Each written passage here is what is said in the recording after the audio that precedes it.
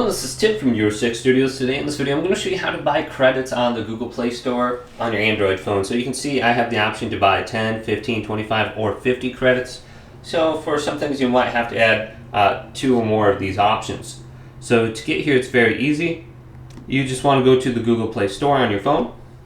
So locate this somewhere. So I got the Google Play Store located right here on the home screen. This is where I buy all my different apps or I download them. Go to the top right.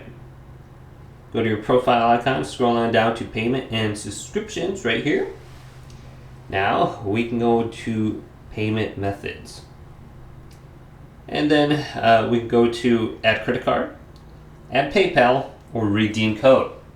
And this will allow us to add those to our account. And then we can go to buy play credits right here. And then you can add them to your account.